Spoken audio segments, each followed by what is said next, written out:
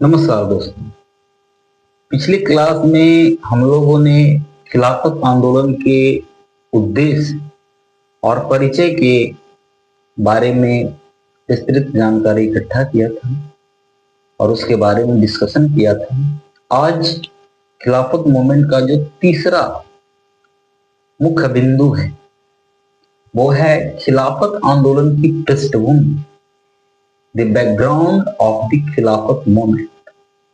कि भाई ये जो खिलाफत मूवमेंट था उसका बैकग्राउंड किस तरीके का था।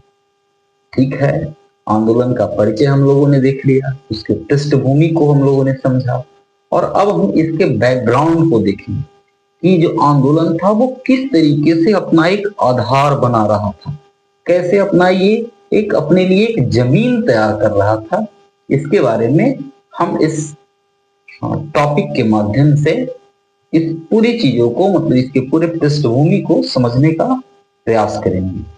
तो खिलाफत आंदोलन की पृष्ठभूमि को समझने के लिए हमने इसे कुछ मुख्य बिंदुओं के रूप में हमने इसे चिन्हित किया है और इसी मुख्य बिंदु के माध्यम से हम खिलाफत मूवमेंट का जो पृष्ठभूमि था उस पृष्ठभूमि को समझने का प्रयास करें। सबसे पहला कहता है कि स्वतंत्रता प्राप्ति के लिए गांधी जी द्वारा हिंदू मुस्लिम एकता का खिलाफत के रूप में प्रयोग किया गया। जैसा कि आप लोग जानते हैं कि महात्मा गांधी जब साउथ अफ्रीका से इंडिया आए तो सबसे पहले उन्होंने पूरे इंडिया का भ्रमण किया और भ्रमण करने के बाद उन्होंने ऐसा पाया कि जब तक भारत में रहने वाले हिंदू और मुसलमान एक साथ नहीं हो जाते हैं तब तक भारत को किसी भी प्रकार का स्वतंत्रता मिलना मुश्किल है, क्योंकि अंग्रेजों का जो पॉलिसी था उस पॉलिसी के अकॉर्डिंग अंग्रेजों ने भारत में रह रहे हिंदू और मुसलमानों के बीच डिवाइड एंड रूल की जो उसकी पॉलिसी थी उसके अकॉर्डिंग वो अपना काम कर रहे थे और हिंदू और जो मुसलमान थे वो परस्पर लड़ते झगड़ते रहते थे। इसलिए गांधी जी को लगता था कि किसी भी बड़ा आंदोलन को शुरू करने से पहले या भारत की स्वतंत्रता के बारे में सोचने से पहले हिंदू मुस्लिम जो एकता है उसका होना बहुत जरूरी है। और गांधी जी को इसका एक बहुत अच्छा अपॉर्चुनिटी भी मिला और वो अपॉर्चुनिटी था खिलाफत आंदोलन।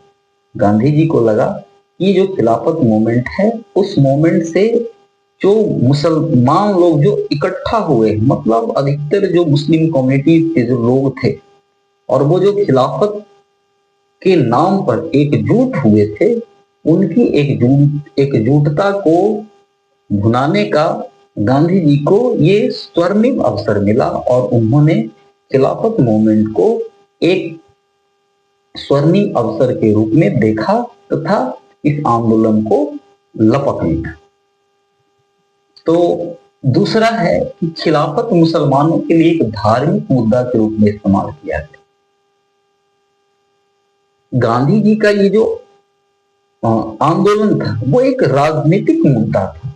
ये देश को आजाद करवाना चाहते थे और उसके लिए हिंदू और मुसलमानों को एक साथ इकट्ठा करना चाहते थे। लेकिन मुसलमानों के लिए जो खिलाफत था वो कोई राजनीतिक मुद्दा नहीं था, मुसलमानों के लिए ये एक धार्मिक मुद्दा था। जैसा कि हमने पहले वीडियो में बताया है कि जो तुर्की का जो सुल्तान था, तुर्की का जो खलीफा था, उसे मुस्लिम वर्ल्ड का आध्यात्मिक हेड माना जाता था और एक तरीके से पूरे वर्ल्ड के जो मुसलमान थे उनके प्रति एक स्नेह था, एक भावनात्मक लगाव था। इसके कारण जो भारत के मुसलमान थे वो इस आंदोलन में बढ़ चढ़कर हिस्सा ले रहे थे। इसके बारे में कहता है कि कांग्रेस खिलाफत गठबंधन केवल सुविधा पर आधारित था। ये उस समय एक जो इतिहासकार हुए, बाद के जो एक इतिहासकार हुए M.R. वेल, उनका कहना है कि ये कांग्रेस और खिलाफत का जो गठबंधन था वो एक सुविधा पर आधारित गठबंधन था। इट मीन्स कि ये जो गठबंधन था वो लंबे समय तक चलने वाला गठबंधन नहीं था।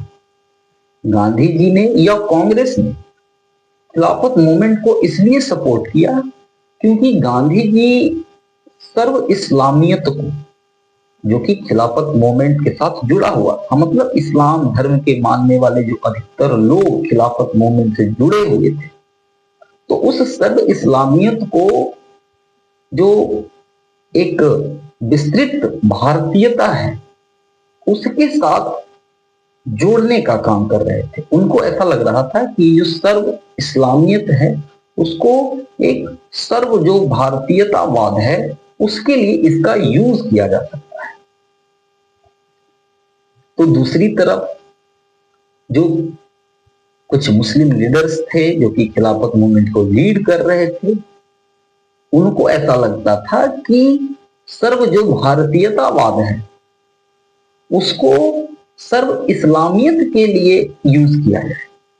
मतलब एक पक्ष, मतलब दोनों पक्ष जो थे वो एक दूसरे का फायदा उठाना चाह रहे थे।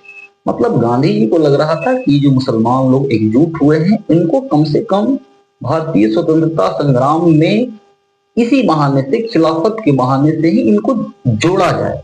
तो दूसरी तरफ जो मुस्लिम लोग थे उनको लग रहा था कि जो पूरा भारतीय जो आंदोलन है, भारतीय आंदोलन के नाम पर ही कम से कम पूरे भारतीय लोग को खिलाफत मूवमेंट के साथ जोड़ा जाए। इसीलिए M.R. बेग ने ऐसा कहा है कि कांग्रेस खिलाफत गठबंधन जो था वो केवल सुविधाओं पे आधारित था। मतलब हर एक पक्ष, दोनों पक्ष जो था वो सिर्फ सुविधा के लिए इस तरीके का गठबंधन किया था। इनका जो गठबंधन था कोई टिकाऊ गठबंधन नहीं था। जैसा कि आज का जो पॉलिटिकल सिचुएशन है उसमें आप लोग देखते हैं कि भाई बहुत सारे जो पॉलिटिकल पार्टियां हैं वो क्या कर रही हैं कि वो अपना गठबंधन कर रही है। और गठबंधन कर रही है किससे? तो विपरीत विचारधारा वाले जो दल हैं उससे। तो जो विपरीत विचारधारा वाले जो दल हैं अगर उनके साथ गठबंधन होता है तो वो गठबंधन जो है वो एक टेम्पररी गठबंधन होता है, वो परमानेंट गठबंधन नहीं होता है। और यही बात जो है M.R. बेग कह रहे हैं कि खिलाफत और जो कांग्रेस गठबंधन था वो एक तरीके का टेम्पररी गठबंधन था, परमानेंट गठबंधन नहीं था।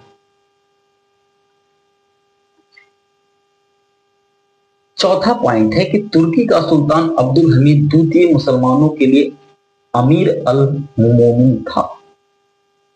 जैसा कि हम सब लोग जानते हैं कि तुर्की का जो सुल्तान था उस समय अब्दुल हमीद द्वितीय, वो मुसलमानों के लिए अमीर उल मुमोमिन था। मतलब मुसलमानों का एक आध्यात्मिक गुरु माना जाता था, मुसलमानों का हेड माना जाता था। खलीफा का मतलब कि मुसलमानों का धार्मिक गुरु माना जाता था। इसके साथ साथ हमने पिछले वीडियो में भी ये बात किया था कि मुस्लिम, खास करके जो अरब वर्ल्ड के जितने भी धार्मिक तीर्थ स्थल थे मुसलमानों के लिए, उनके वो संरक्षक माने जाते थे। इसलिए जो भारतीय मुसलमान थे उनका खलीफा के प्रति जो समर्पण है, खलीफा के प्रति जो जुड़ाव है, वो ऑटोमेटिक उभर कर सामने आता है। अब जिस समय फर्स्ट वर्ल्ड वॉर स्टार्ट होता है और मित्र राष्ट्र जो है वो तुर्की के खिलाफ युद्ध की घोषणा कर देते हैं, क्योंकि तुर्की जर्मनी के पक्ष से युद्ध लड़ रहा होता है। उस समय जो भारतीय मुसलमान थे अब उनको समझ नहीं आ रहा था कि क्या किया जाए, क्योंकि एक तरफ उनका जो खलीफा थे वो लड़ रहे थे, तो दूसरी तरफ भारत में शासन करने वाले उस समय जो उनके सम्राट थे वो लड़ रहे थे। मतलब खलीफा का पक्ष लिया जाए तो सम्राट से बगावत करना होगा, और सम्राट का पक्ष लिया जाए तो फिर ये धर्म के विरुद्ध होगा। तो ये जो भारतीय मुसलमान थे वो थोड़ा दुविधा में पड़े हुए थे। और इसके लिए कहता है कि 1915 में मुस्लिम लीग का जो अधिवेशन हुआ, उस अधिवेशन में मुस्लिम लीग की जो अध्यक्षता कर रहे थे जिनका नाम था मजहर उल हक, तो मजहर उल हक जो कि मुस्लिम लीग की अध्यक्षता कर रहे थे, उन्होंने ये घोषणा की उस मुस्लिम लीग के अधिवेशन में कि हमारे खलीफा की सरकार हमारे सम्राट की सरकार के साथ युद्धरत है, और ये भारतीय मुसलमानों के लिए एक बहुत चिंताजनक बात है, क्योंकि इस समय तक जो अंग्रेज थे वो भी भारतीय मुसलमानों को थोड़ा उनको आगे बढ़ाने का प्रयास कर रहे थे। क्योंकि आपने पीछे पढ़ा होगा कि 1857 का जो विद्रोह था उसमें अधिकतर मुसलमानों ने खुलकर अंग्रेजों की बगावत की थी, जिससे अंग्रेज लोग को लगता था कि मुसलमान अभी भी पावरफुल हैं, उनको डिमोरलाइज किया जाना जरूरी है। लेकिन बाद के वर्षों में जो अंग्रेज लोग थे उनको लगने लगा कि अगर मुसलमान बहुत ज्यादा डिमोरलाइज हो गए तो फिर यहाँ के जो बहुसंख्यक हिंदू हैं वो ज्यादा पावरफुल हो जाएंगे, और अंग्रेज ऐसा कभी नहीं चाहते थे। वो हमेशा डिवाइड एंड रूल पॉलिसी के अकॉर्डिंग एक बैलेंस बना के रखना चाहते थे कि ना तो बहुत ज्यादा ताकतवर हिंदू हो और ना बहुत ज्यादा ताकतवर मुसलमान हो। इसलिए वो मुसलमानों को अब कुछ विशेष रियायत दे रहे थे ताकि मुसलमान लोग जो हैं वो उनके साथ जुड़ सके, और इसी का जो परिणाम है हम उसे मुस्लिम लीग की जो स्थापना है उसके रूप में भी देख सकते हैं। तो आखिर ये जो मामला था कि भाई अब क्या किया जाए, किसके पक्ष में रहा जाए, किसके साथ खड़ा रहा जाए, अपने सम्राट के साथ खड़ा रहा जाए या खलीफा के साथ खड़ा रहा जाए। अगर सम्राट के खिलाफ जाते हैं तो उनका भी यहाँ पे शासन चल रहा है, और भविष्य में हो सकता है कि जो हमें कुछ प्रेफरेंस मिला है, सुविधा मिला है, वो ना मिले। तो दूसरी तरफ खलीफा का अगर के पक्ष में अगर खड़ा ना हुआ जाए और उनके विरुद्ध युद्ध किया जाए तो ये धर्म के विरुद्ध युद्ध होगा। तो क्योंकि जो मुस्लिम लोग थे वो धर्म को ज्यादा वैल्यू देते थे, धर्म को ज्यादा तजब्बो देते थे, इसलिए कहता है कि जो शिक्षित मुसलमानों का मध्ययुगीन इतिहास के अध्यायों से प्रेरणा है। उस समय के खास करके जो शिक्षित मुसलमान थे, मतलब वो मुसलमान जो इंग्लैंड में या यूरोप में जाकर एजुकेशन हासिल किए थे, उन्हें ऐसा लगता था कि जो उनके मध्ययुगीन इतिहास के अध्याय हैं वो बड़ा स्वर्णिम रहे हैं, और इनसे ये अपने आप को एक अटैच करते थे, इनसे अपने आप को जोड़ते थे और उससे ये प्रेरणा लेते थे। मतलब उन्हें ये अपने पुराने सांस्कृतिक और जो गौरवशाली जो इनका इतिहास है उसके साथ ही जोड़ते थे। जैसे उमैया और अब्बासी खलीफाओं का जो काल था, तुर्की और ईरान में राजनीतिक उत्कर्ष का जो काल था, और भारत में मुगलिया शासन का जो काल था, ये सारा जो काल था उसे पढ़े लिखे जो भारतीय मुसलमान थे वो उससे प्रेरणा लेते थे, और उनको लगता था कि इससे हमें प्रेरित होना चाहिए, इससे सीखना चाहिए, और इसी तरीके का जो साम्राज्य है जो कि मध्य युग में इन बड़े बड़े मुस्लिम शासकों के द्वारा स्थापित किया गया था, उसी तरीके के साम्राज्य की स्थापना के ये जो लोग थे वो पक्षधर भी थे। अब चूंकि इसका जो एग्जाम्पल है कहता है कि हाली, सिवनी, अमीर अली और इकबाल का नाम आप लोगों ने सुना होगा, जिन्होंने सारे यहाँ से अच्छा हिंदुस्तान हमारा, हम बुलबुले हैं उसके, ये गुलसिता हमारा का ही जो लेखक है, ठीक है, रचनाकार है। तो ये जो लोग थे उन्होंने इस्लामिक सभ्यता के जो प्रमुख केंद्र रहे थे उस समय, जैसे दिल्ली, बगदाद, मदीना, दमिश्क और कुस्तुनतुनिया, इन सारे केंद्रों की प्रशंसा अपनी रचनाओं के माध्यम से की कि भाई उस समय का जो ये केंद्र था, इस्लामिक शिक्षा, साहित्य और संस्कृति का जो श्रेष्ठ केंद्र था, उनके बारे में इन्होंने बहुत सारे प्रशंसाओं को अपनी रचनाओं में लिखा ताकि जो मुस्लिम लोग हैं उससे प्रेरित हो सकें और अपने पुराने जो अतीत हैं उनको याद कर सके और उसे पुनर्स्थापित करने का प्रयास कर सके या पुनर्स्थापित करने के लिए प्रयास कर सके। तो इस तरीके से, और ये जो लोग थे वो पढ़े लिखे मुस्लिम लोग थे, मतलब एजुकेटेड मुस्लिम लोग थे, और खास करके वैसे एजुकेटेड मुस्लिम लोग थे जो कि फॉरेन लैंग्वेज जानते थे, मतलब यूरोप में जाकर पढ़ाई की थे। तो ये इतने पढ़े लिखे हुए मुस्लिम लोग थे। कहता है कि अब जो मुसलमान लोग थे उनके बीच धार्मिक कारण और राजनीतिक निष्ठा के बीच दुविधा हो गया। मतलब अब इनको समझ नहीं आ रहा था कि हम अपने धार्मिक कारण के पक्ष में खड़े रहें या राजनीतिक निष्ठा के पक्ष में खड़े रहें।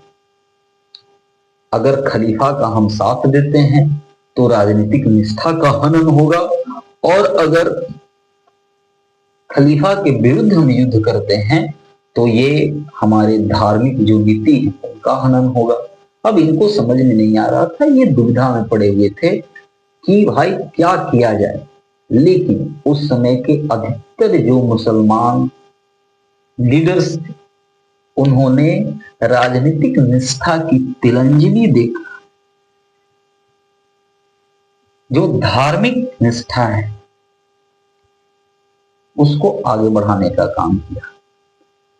मतलब ये जो लोग थे उन्होंने राजनीतिक निष्ठा को नजरअंदाज कर दिया और जो धार्मिक निष्ठा है उसके तरफ ये आगे बढ़े। क्योंकि इसमें जो लीडर्स थे, कौन कौन से लीडर्स थे, तो अली बंधु, जिसमें मोहम्मद अली और शौकत अली, जिनका नाम बहुत फेमस है। दूसरा है मौलाना अब्दुल कलाम आजाद, जो भारत के प्रथम शिक्षा मंत्री भी बने। मतलब ये पढ़े लिखे मुसलमान लोग थे, लेकिन इन लोगों ने पॉइंट टू बी नोटेड कि राजनीतिक निष्ठा को बलि दे दी और जो धार्मिक निष्ठा था उसको आगे बढ़ाया। मौलाना अब्दुल कलाम आजाद, डॉक्टर मुख्तार अंसारी, अब्दुल वारी, मोहम्मद अल हसन एवं हकीम अजमल खान, ये सारे के सारे जो पढ़े लिखे मुसलमानों का एक बहुत बड़ा तबका था जिसका ये नेतृत्व करते थे, उन्होंने इस्लाम की परंपराओं का अनुसरण करते हुए कि भाई हमारा इस्लाम क्या कहता है, हमारा धर्म क्या कहता है, पहले हमारा धर्म है उसके बाद हमारा देश है, पहले हमारा धर्म है उसके बाद हमारे राजा हैं, पहले हमारा धर्म है उसके बाद हमारा सम्राट है। मतलब कि इन्होंने इस्लाम की परंपराओं के अनुसार कि भाई इस्लाम क्या कहता है इस स्थिति में, कि अगर इस्लाम और जो राजनीतिक और जो धार्मिक अगर कोई दो मुद्दा आता है तो उस स्थिति में इस्लाम क्या कहता है। तो उस स्थिति में इस्लाम कहता है कि इस्लाम की परंपराओं के अनुसार तुर्की का साथ देने के पक्ष में थे। मतलब इस्लाम कहता है कि अगर आपके सामने कोई धार्मिक और राजनीतिक दो महत्वपूर्ण मुद्दे हैं तो आपको इस्लाम के अनुसार अपने धार्मिक जो मुद्दे हैं उनका साथ देना चाहिए। और इसी इस्लामिक परंपरा के अकॉर्डिंग ये जो लीडर्स लोग थे जिनका नाम हमने लिया, अली बंधु, मोहम्मद अली, शौकत अली, मौलाना अब्दुल कलाम आजाद, डॉक्टर मुख्तार अंसारी, अब्दुल वारी, मोहम्मद अल हसन एवं हकीम अजमल खान, जिनमें से खास करके मौलाना अब्दुल कलाम आजाद, जिनका नाम कौन नहीं जानता है, सारा बच्चा बच्चा जानता है, ये हमारे देश के पहले शिक्षा मंत्री थे। और इनका विचार ऐसा था, इससे ये समझा जा सकता है कि जो हमारी जो शिक्षाएं हैं आजादी के बाद, जो भारतीय समाज है और उस पर जो शिक्षा का प्रभाव है वो किस तरीके का रहा होगा। क्योंकि उस समय के जो पहले शिक्षा मंत्री थे वो राजनीतिक और धार्मिक निष्ठा के बीच में धार्मिक निष्ठा को महत्वपूर्ण समझते थे और राजनीतिक निष्ठा उनके लिए कम मूल्यवान था, जिसका नतीजा हमारे जो सिलेबस हैं, जो हमारे इतिहास हैं, उन सारी चीजों पे आज भी दिखाई देता है। हमें इतिहास का सही दर्शन करवाया ही नहीं जाता है। इतिहास के बारे में सही जो तथ्य हैं वो बताए ही नहीं जाते हैं। कुछ ऐसे तथ्य हैं जिनको जानबूझकर छुपा दिया जाता है या उनके ऊपर बहुत कम प्रकाश डाला जाता है। तो कुछ ऐसे तथ्य हैं जो कि हमारे लिए जरूरी नहीं है, लेकिन उनको बहुत बढ़ा चढ़ा कर बताया जाता है और उनको इस तरीके से दिखाया जाता है जिससे जो एक जनमानस है, खास करके जो एक स्टूडेंट कम्युनिटी है, जो विद्यार्थीगण है, आखिर देश को बनाता कौन है? तो देश को बनाता है हमारे जो युवक लोग हैं, नवयुवक लोग हैं, वही हमारे देश को बनाते हैं। और ये नवयुवक लोग तैयार कैसे होते हैं? तो एजुकेशन के थ्रू ये नवयुवक लोग तैयार होते हैं ताकि वो देश को डेवलप कर सके।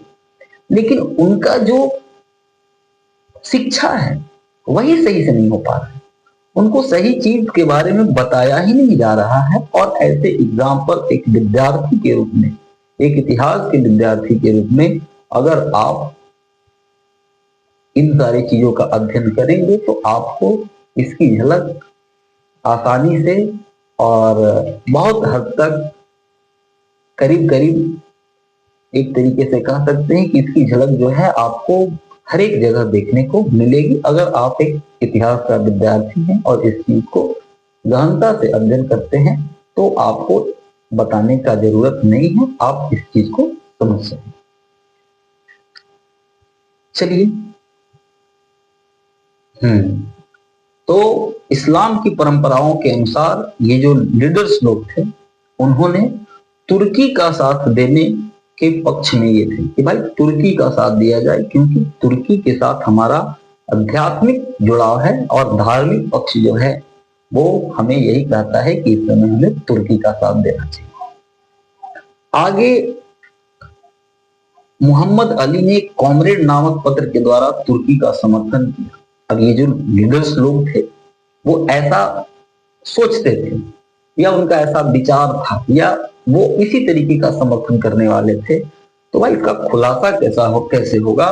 तो उसके लिए सबसे पहले मोहम्मद अली सामने आए और उन्होंने कॉमरेड नामक एक पत्र के द्वारा ये घोषणा की कि भारत के जितने भी मुसलमान हैं वो तुर्की के साथ हैं, इस युद्ध में वो तुर्की के साथ हैं और अंग्रेजों के साथ नहीं।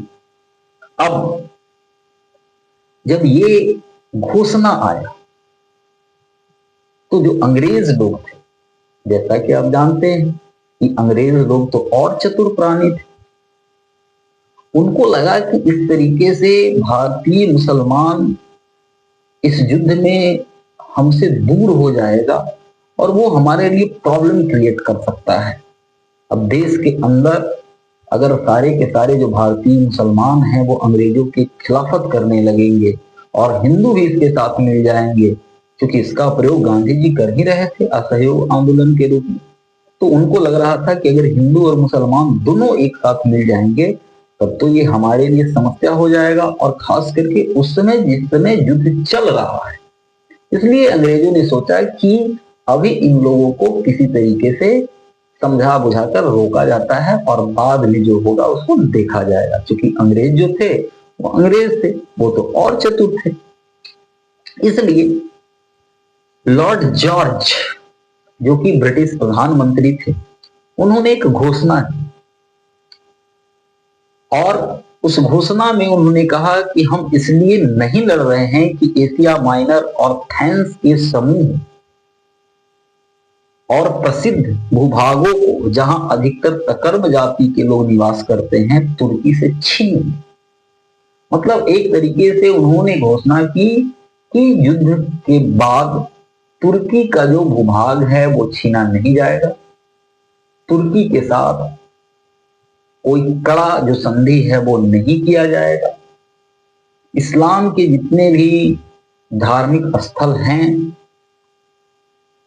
उनका कंट्रोल तुर्की से छीना नहीं जाएगा, और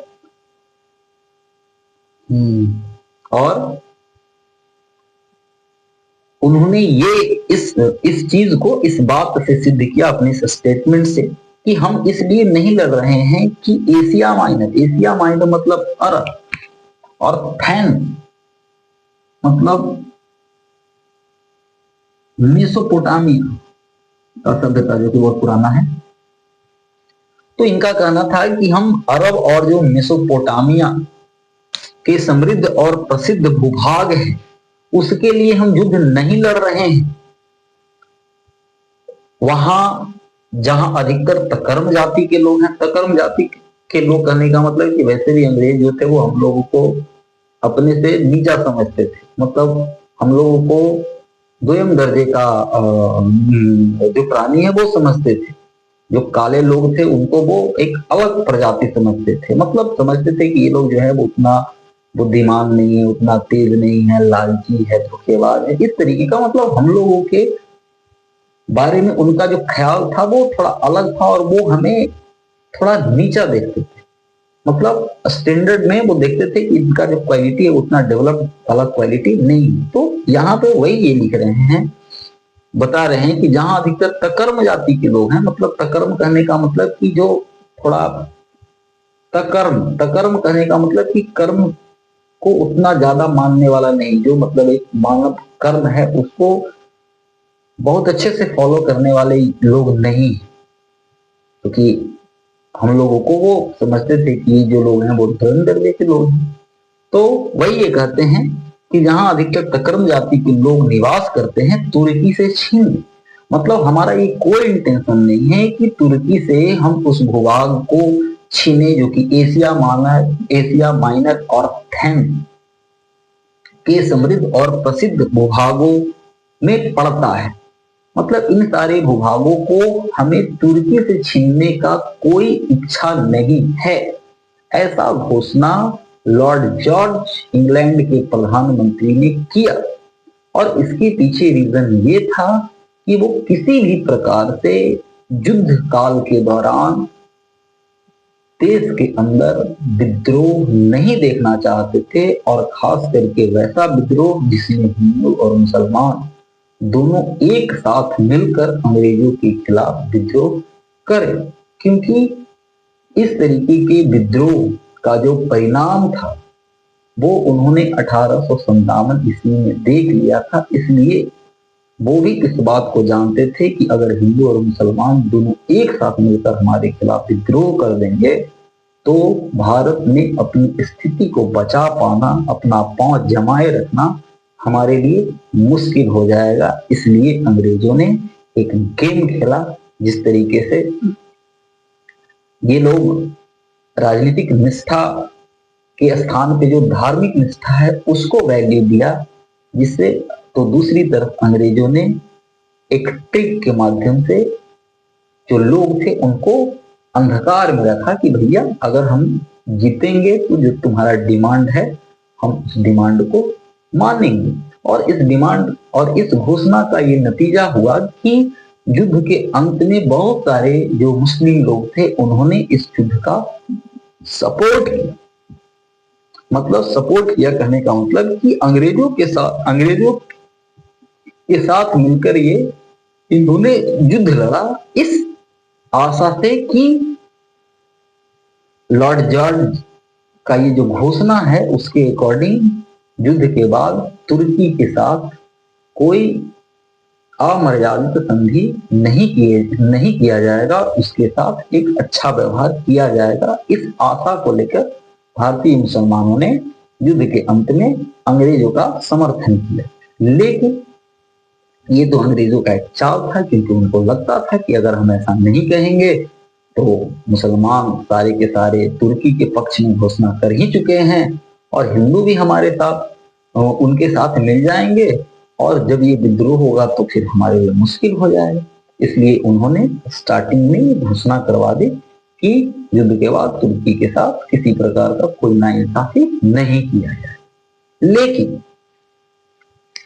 15 मई 1920 को मित्र राष्ट्र और तुर्की के बीच सेब्र की संधि की जाती है, और उस सेब्र की संधि के अनुसार सीरिया, लेबनान, जॉर्डन और इराक का जो क्षेत्र है वो फ्रांसीसी और ब्रिटिश शासनादेश के अंदर लाया जाता है। मतलब अब जो सीरिया, लेबनान, जॉर्डन और इराक का जो प्रदेश है वहां कंट्रोल ब्रिटिश और फ्रांसीसी जो शासन है उसके कंट्रोल में होगा। वहां शासन ब्रिटिश और जो फ्रांसीसी लोग हैं वो चलाएंगे। इस तरीके से ये जो क्षेत्र था, अरब वाला जो क्षेत्र है, उसको ब्रिटिश और फ्रांसीसी शासनादेश के अंडर दे दिया गया। इसके साथ ही जो पैलेस्टाइन का भाग है, इसको फिलिस्तीन के नाम से हम जानते हैं, और ये फिलिस्तीन जो है आज भी हमारे लिए, आज भी पूरे वर्ल्ड के लिए एक बहुत बड़ा मुद्दा है, जिसके कारण अभी युद्ध भी चल रहा है। आप जो हमास और गाजा का जो युद्ध है, जो कि जिसके खिलाफ इजराइल लड़ रहा है, तो दूसरी तरफ इजराइल और जो ईरान के बीच तनातनी बना हुआ है, तो ये जो कि एक पूरे वर्ल्ड के लिए एक बहुत बड़ा थ्रेट है, या इसे लोग जो है वो विश्व युद्ध, थर्ड वर्ल्ड वॉर का एक प्रयोग भी समझ रहे हैं। बहुत सारे लोगों का अपना अलग अलग विचार है। तो ये जो फिलिस्तीन है, मतलब फिलिस्तीन का जो क्षेत्र है, वो इजराइल को दे दिया गया, मतलब यहूदियों को दे दिया गया। इसके साथ साथ मिस्र इंग्लैंड का एक संरक्षित प्रदेश बनाया गया। पहले ये जो मिस्र था वो तुर्की के अंडर में ही हुआ करता था, लेकिन अब मिस्र को तुर्की से छीन लिया गया और उसका कंट्रोलेंस जो है वो इंग्लैंड के हाथों में चला गया। इसके साथ साथ तुर्की का बहुत सारा जो भूभाग है उसको स्वतंत्र घोषित कर दिया गया। जैसा कि आप जो है फिर पढ़ेंगे कि कुछ जो यूरोपियन कंट्रीज, ठीक है ना, उनको भी आजाद करवाया गया था। जैसे आप इसके बारे में देखेंगे कि यूरोप का जो कैडर, मतलब यूरोप का जो पालना कहा जाता है उस देश को, ठीक है, उस समय मतलब बहुत सारे यूरोपियन कंट्री भी जो थे वो तुर्की के अंडर में थे। तो उन सारे देशों को, खास करके जहां पे ईसाई आबादी था, उनको स्वतंत्र करवा दिया गया। तो कुछ ऐसे भी क्षेत्र थे जिनको तुर्की से छीनकर उन पर डायरेक्ट इंग्लैंड और फ्रांस ने अपना कंट्रोल स्थापित कर दिया। मतलब लॉर्ड जॉर्ज ने जो वादा किया था सीधे उसके विपरीत। अब इस घोषणा के बाद जो भारतीय मुसलमान थे वो हतप्रभ रह गए। उनको लगा कि भाई जॉर्ज लॉर्ड तो कुछ बोले थे, उन्होंने तो कुछ, लॉर्ड जॉर्ज जो थे उन्होंने तो कुछ घोषणा की थी और हम लोग को कुछ आश्वासन दिया था, लेकिन युद्ध के बाद तो कुछ और हो रहा है। और इस क्रम में भारतीय मुसलमानों का एक वो दल जो कि हमेशा टच में था इंग्लैंड के, जब इन्होंने वायसराय से इसके बारे में पूछा कि भाई आपने ऐसा क्यों किया, आपने तो घोषणा किया था कि तुर्की के साथ किसी प्रकार का नाइंसाफी नहीं किया जाएगा, जो अरब के जितने भी जो धार्मिक स्थल हैं उसको तुर्की के संरक्षण में ही रहने दिया जाएगा। तो वायसराय का ये जवाब आता है कि वायसराय का कहना था कि तुर्की इससे अधिक और किसी प्रकार के व्यवहार की इच्छा नहीं कर सकता है या उसे नहीं करना चाहिए जो व्यवहार जर्मनी के पक्ष में तलवार उठाने वाले अन्य देश के साथ हो रहा है या होगा या होने वाला है।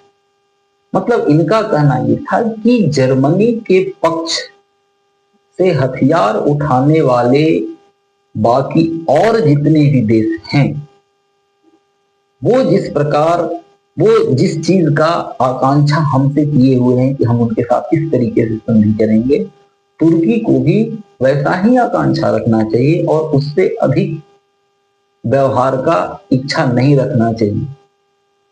क्योंकि इनका कहना था कि भाई जर्मनी के पक्ष में जो जो हथियार उठाया था वो अंग्रेजों के खिलाफ हथियार उठाया था, और तुर्की को युद्ध में शामिल होने का परिणाम भुगतने होंगे। मतलब तुर्की जो युद्ध में शामिल हुआ था जर्मनी के पक्ष से इंग्लैंड के खिलाफ, तो उसके जो परिणाम हैं वो तुर्की को भुगतने ही होंगे। अब यहाँ फिर वही प्रश्न जो है वो आता है कि यहाँ एक डॉक्टर ताराचंद है, वो कहते हैं कि विश्वासघात की इससे अधिक जघन्य और कोई मिसाल नहीं मिल सकती। मतलब इनका कहना है कि अंग्रेज लोगों ने मुसलमानों के साथ विश्वासघात किया, और इतना बड़ा विश्वासघात किया कि इससे बड़ा विश्वासघात का और कोई मिसाल मिल ही नहीं सकता। लेकिन जैसा कि हमने पिछले वीडियो में भी इसके बारे में कहा था कि एक युद्धरत जो कंट्री होता है, अगर मान लिए कि युद्ध हो रहा है, कोई हमारे खिलाफ युद्ध कर रहा है, तो युद्ध में हारने के बाद उस देश को क्यों ऐसा सोचना चाहिए कि हमारे साथ कोई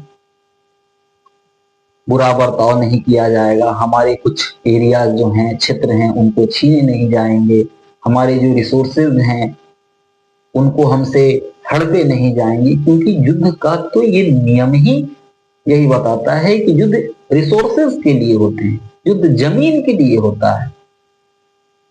अगर रिसोर्सेज और जो जमीन है उसका जरूरत ही नहीं होता, साम्राज्यवाद की अवधारणा ही नहीं होती, तो फिर युद्ध का कोई जरूरत ही नहीं होता। इसलिए ये सारे के सारे इतिहासकार, अधिकतर इतिहासकार हैं, वो इस बात पे चुप्पी साध लेते हैं, या वो इस बारे में कोई स्पष्टता नहीं देते हैं कि ठीक है, तुर्की के साथ तो न्यायोचित व्यवहार का अपेक्षा किया जा रहा था भारतीय मुसलमानों के द्वारा कि भाई तुर्की हार गया है, फिर भी उसके साथ न्यायोचित व्यवहार किया जाए। लेकिन इस बात की गारंटी कौन देता ब्रिटिश को कि अगर ब्रिटिश युद्ध में हार जाता तो तुर्की भी, या जर्मनी जो कि तुर्की का सहयोगी था, वो भी ब्रिटिश के साथ न्यायोचित व्यवहार करता, या उसके रिसोर्सेज को वो अपने कंट्रोल में ना लेता। तो चूंकि अंग्रेज लोग जो थे वो मूर्ख नहीं थे, वो तेज तर्रार लोग थे, और एक जो प्रोवर्ब्स है अंग्रेजी में, all is fair in love and war, मतलब प्यार और युद्ध में सब जायज है। अंग्रेजों ने इसी चीज का परिचय देते हुए यहाँ जो उनके खिलाफ होने वाले विद्रोह थे उनका रुख अलग तरीके से मोड़ दिया। तो एक तरीके से ये पूरा का पूरा पृष्ठभूमि है। इसके बाद हम देखते हैं कि फिर जो है गांधी जी और असहयोग आंदोलन के जो कमिटी था उसके मेंबर्स एक साथ मिलते हैं, और गांधी जी के नेतृत्व में असहयोग आंदोलन के सपोर्ट में आंदोलन चलाया जाता है। यहाँ से आंदोलन की शुरुआत होती है। इस टॉपिक में हम लोगों ने इसके पूरे बैकग्राउंड को देखा कि भाई ये जो आंदोलन था वो किस तरीके से आगे बढ़ रहा था। वैसे कौन कौन से रीजन थे, कौन कौन से कारण थे, कौन कौन से सिचुएशंस थे जो कि इस आंदोलन के लिए एक जमीन बना रहे। तो आशा है कि आप जो है इस वीडियो को अच्छे से समझे होंगे, और इसके बाद जो है वो अगले टॉपिक के साथ हम आपके साथ आएंगे, और उस टॉपिक को भी हम लोग एकदम डिटेल्ड रूप में और बहुत अच्छे से समझने का प्रयास करेंगे। That's all, thank you.